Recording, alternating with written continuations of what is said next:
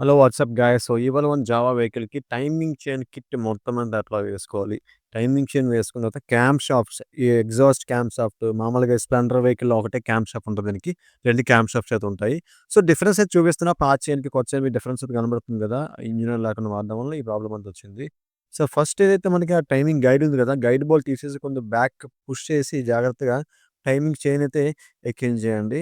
So, ముందెక్కించుకున్న better కదా bro అంటే, ఎలాగైనా పర్వాలేదు. ముందెక్కించుకున్న వానికి హెడ్ అండ్ బోర్ ఎక్కించుకున్నప్పుడు చాలా ఇబ్బందయితది. అండ్ వన్ మోర్ థింగ్ మీకింకోటి చెప్పాలి. నా కెమెరా స్టాండ్ ఏదైతే ఉందో ఉయ్యాల జంప ఆట ఆడుతుంది. కొద్దిగా అడ్జస్ట్ అవ్వండి. సో, టైమింగ్ చైన్ వేసేసి మీదకిలా తాడేసి కట్టేయండి. కొద్దిగా కిందకి ఏలబడకుండా ఉంటుంది. ఇప్పుడు టైమింగ్ గైడ్స్ ఉన్నాయి గదా! కింద గైడు అలానే పై గైడు. ఈ సైడ్‌గా టైమింగ్ గైడ్ వచ్చేసి కిందన ఒక వాచర్ ఉంటుంది. అంటే బ్యాక్ సైడ్ అయితే వాచర్ వేయాలి. వాచర్ వేసిన తర్వాత ఇక్కడ నుంచి బోల్ట్ బిగించండి. ఎల్లంకి బోల్ట్ 4 ఎల్లంకి అయితే పడుతుంది దానికి. 4 ఎల్లంకితో బోల్ట్ వేసేసి ఫుల్ టైట్ అయితే చేసేయండి. ఇప్పుడు కిందది ఈ గైడ్ చూసారు కదా! ఈ గైడ్ కూడా మొత్తం గైడ్స్ అయితే మార్చేస్తున్నా. సో, 2 గైడ్స్ కూడా తీసేసాం. పాతయి తీసేసి కొత్తవైతే ఇన్‌స్టాల్ చేసేస్తున్నాం. టైమింగ్ చైన్ అనేది అంటే ఎన్ని కిలోమీటర్స్‌కి మార్చుకోవాలి. కొంతమందేంటంటే కంపెనీ వాడిచ్చిన పీరియాడికల్ టేబుల్ కానీ, షెడ్యూల్ గాని పట్టుకొని ఏలాడుతా ఉంటారు. అట్లా ఏం వద్దండి. వాడేదో ఇస్తాడు మనం ఫాలో అవ్వాలని రూల్ ఏం లేదు. మనకి ఆటోమేటిక్‌గా తెలిసిపోతుంది. మనం బండి వెళ్ళేటప్పుడు ఇంజిన్ స్టార్ట్ చేసి ఆర్‌పిఎం 1 మీద ఉంటే మనకి ఇంజిన్ సౌండ్ గనుక స్మూత్ ఉంటే టైమింగ్ చైన్ అయితే మార్చేసుకోనక్కర్లేదండి. ఒకవేళ ఆర్‌పిఎం 1 మీద ఉన్నప్పుడు టైమింగ్ చైన్ గాని టక టక టక సౌండ్ వస్తే, చిన్న సౌండ్ వస్తే, పెద్ద సౌండ్ వచ్చినా సరే టైమింగ్ చైన్ మార్చేసుకోవచ్చు. ఒక టైమింగ్ చైన్ ఎన్ని వేల కిలోమీటర్లు తిరుగుతుందంటే మనం ఇంజిన్ ఆయిల్ కరెక్ట్‌గా పోసి నీట్‌గా వాడితే అలా చూస్తుంటే 1,50,000 2,00,000 వచ్చేస్తుందండి. అది నాదే అష్యూరెన్స్. ఒకవేళ మరీ దరిద్రం బాగోక ఏమన్నా బోల్ట్ గాని ఏమన్నా విరిగిపోయి అందులో పడిపోయి మొత్తం పోతే పోవచ్చు గానీ, ఇంక వేరే రకంగా ఆప్షన్ ఉండదు. సో, ఇప్పుడు కింద గైడ్ ఏసేసాం. అట్లానే చైన్ టెన్షనర్ యొక్క బోల్ట్ అయితే టైట్ చేసేసాం. అండ్ ఈ సైడ్ చైన్ టెన్షనర్ వైపున్న గైడ్ చూసారా? అది అయితే వేసేయాలి. ఇది కూడా సేమ్ ప్రొసీజర్ అండి. ఈ బ్యాక్ సైడ్‌తో వాచర్ ఉంటుంది బోల్ట్‌కి. ఆ బోల్ట్ వాచర్ అనేది బ్యాక్ సైడ్ వేసి గైడ్ పెట్టి బోల్ట్ అయితే పెట్టాలి. చూసారు కదా! ఈ రకం షాఫ్ట్ ఉన్న బోల్ట్ అయితే ఉంటుందన్నమాట. ఓకే. ఇది పాత గైడ్ చూసారు కదా! పాతది. ఇది మాత్రం ఖచ్చితంగా మార్చేసుకోవాలి. ఎందుకంటే ఇది చైన్‌ని తాకి ఉంటూ ఉంటుందన్నమాట ఎప్పుడు కూడా. అదే మొత్తం పుష్ చేస్తుంది. సౌండ్ రాకుండా చైన్ టెన్షన్ అయితే అడ్జస్ట్ చేస్తుందన్నమాట. సో, వన్ మోర్ థింగ్ నాకు ఈ వెహికల్ ఎందుకు లేట్ అయిందంటే స్పేర్స్ ఇష్యూ. స్పేర్స్ అయితే చాలా టైం పట్టేసింది. ఒక ఐటెమ్ కోసం దగ్గర దగ్గర ఒక 1 మంత్ అయితే ఉండిపోయిందనమాట. బట్ తప్పలేదు. ఎండ్ ఆఫ్ ద డే ఈ జావా వెహికల్స్ కూడా చాలామంది చేయను అని చెప్పేసి స్కిప్ చేస్తున్నారు. సో, మన దగ్గర అట్లా ఏం లేదండి. మన దగ్గర జావా ఇంజిన్ వర్కులతో సహా చేస్తామనమాట. కాకపోతే ఏమైనా ఐటెమ్ ఇష్యూ వస్తే లేట్ అవుతుంది తప్ప వెహికల్ అయితే ఖచ్చితంగా రిపేర్ అయితే అవుతుంది. బట్ కొన్ని కొన్ని సార్లు ఐటెమ్ లేక చాలా కస్టమర్లు ఏంటంటే ఇబ్బంది పడుతున్నారు. ఇంత రోజులు పడేస్తుందని. తప్పదండి. ఐటెమ్ లేకపోతే నేను గూడా ఏం జేసేదుండదు గదా! ఐటెమ్ అయితే తయారు జేయలేం మనం.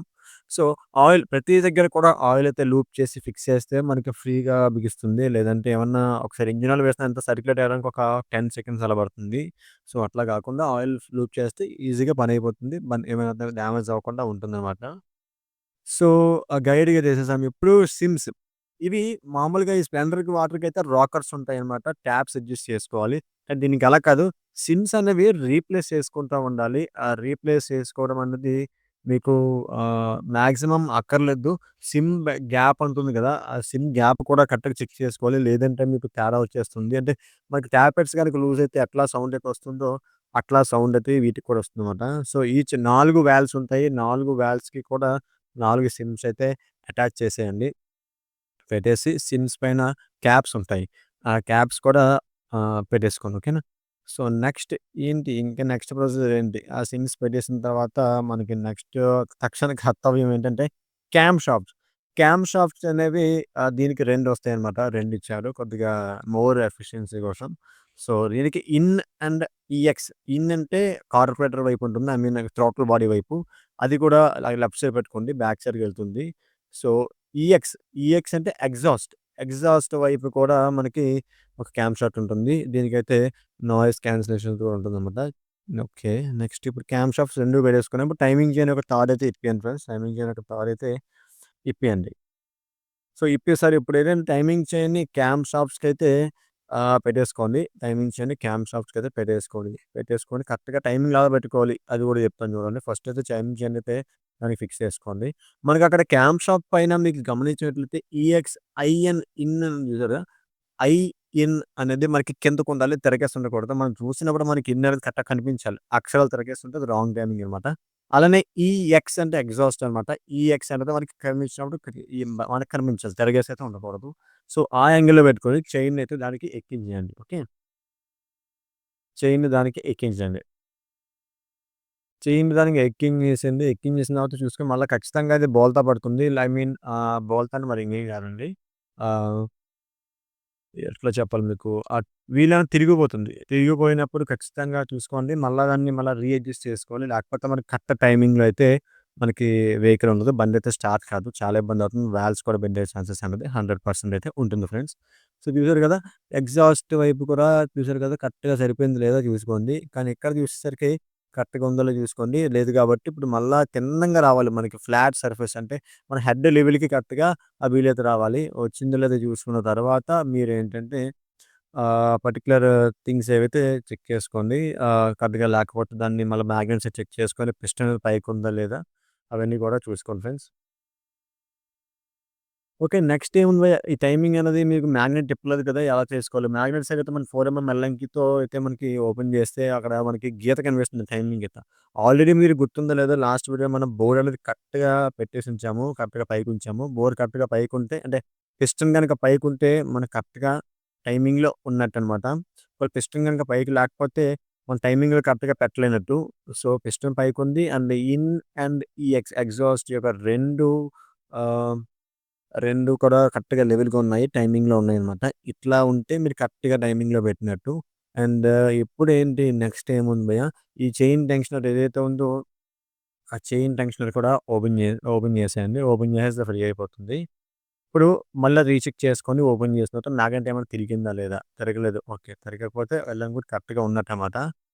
సో, ఇప్పుడు ఏంటంటే మనం ఈ మీద క్యాప్ అయితే ఉంది కదా! క్యాప్ అయితే వేసేసుకోవాలి. క్యాప్ అయితే వేసేసుకొని దానికి ఎక్కడైతే అనాబండగా అప్లై చేయాలో అక్కడ అనాబండ అప్లై చేయండి. ఖచ్చితంగా ఓరింగ్స్ ఉంటాయి. అండ్ చూసారు కదా! మనకు కరెక్ట్‌గా పెట్టడం లేదో అక్కడ క్లారిటీ తెలిసిపోతుంది. పిస్టన్ అనేది పైకుంది కాబట్టి, సో, మనం కరెక్ట్‌గా అయితే టైమింగ్‌లో పెట్టాము. మళ్ళీ ఒకసారి రీచెక్ చేసుకోండి. అంటే అందులో ఏమన్నా ఐ మీన్ ఒక పుల్ల గాని, ఒక ఐరన్ రాడ్ గాని, స్క్రూ డ్రైవర్ గాని పెట్టి అండ్ అటువైపు కూడా రాగ్రామ్స్ యొక్క బంప్స్ అనేవి అంటే బ్యాక్, ఫ్రంట్ ఫేసింగ్ ఉండాలి. అంటే ఇక్కడ ఓరింగ్ ఉంది కదా! ఈ ఓరింగ్ అట్లనే ఈ పైన ఈ గైడ్ కూడా వెరీ, వెరీ ఇంపార్టెంట్ అండి. ఇది కూడా చైన్‌కి అతుక్కొని ఉంటుంది ఎప్పుడు కూడా. సో, ఇది కూడా మీరు మార్చేస్తున్నాను నేను. మార్చేస్తున్నా. సో, అది కూడా మీరు చెక్ చేసుకోండి. ఇన్‌కేస్ మీ దగ్గర లేపోతే మాత్రం వెయిట్ చేయండి. దాని గురించి దగ్గర, దగ్గర నేను ఒక 1 మంత్ వెయిట్ చేశాను. అండ్ రాకర్స్‌కి కూడా ఫుల్‌గా ఆయిల్ అయితే అప్లై చేయండి ఫ్రెండ్స్. ఆయిల్ అయితే అప్లై చేయండి. ఇంక ఆల్మోస్ట్ వీడియో అయితే ఎండింగ్ వచ్చేసింది. దాని పైన ఏదైతే క్యాప్ ఉంది కదా! ఈ క్యాప్ అయితే పెట్టేసుకోండి. దీనికి ఏంటంటే ఇక్కడ మనకి డౌల్స్ ఉంటాయి. అట్లానే ఓరింగ్ ఉంది గదా! ఓరింగ్ ఖచ్చితంగా అనబడిన అప్లై చేయండి. ఎందుకంటే అక్కడ ఏమాత్రం ఆయిల్ లీకేజ్ అయిందో డైరెక్ట్‌గా ప్లగ్‌లోకి వెళ్ళిపోతుంది. ప్లగ్‌లోకెళ్ళిపోతే మళ్ళా ఆ ప్లగ్ కాస్ట్ దగ్గర దగ్గర ఒక రూ. 1000 దగ్గర ఉంటుందన్నమాట.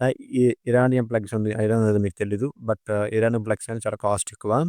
800, 900 వరకు ఉంటాయి. సో, మొత్తం అన్ని బోర్డ్‌లు ఏసేసాం. ఇప్పుడు క్లియరెన్స్ విషయానికొచ్చేసరికి మనకి ఈ ఏదైతే ఈ చైన్ టెన్షనర్ యొక్క బోల్ట్ అయితే ఓపెన్ చేసేయండి.